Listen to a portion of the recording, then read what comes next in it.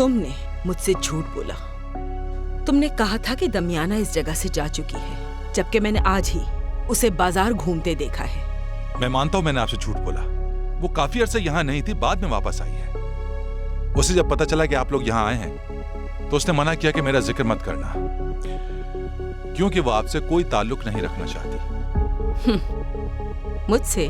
हाँ, उसने मुझसे कहा कि आपकी आखिरी मुलाकात उससे अच्छी नहीं रही। आपको याद होगा कि मैडम प्रूडेंशिया की डिलीवरी के वक्त उसी ने मदद की थी आपकी।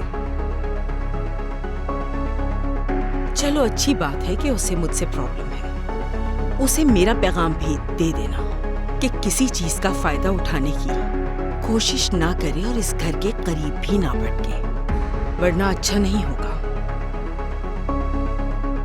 कह दोगे ना उसे मार्गरीटो? ठीक है, मैं उससे कह दूंगा।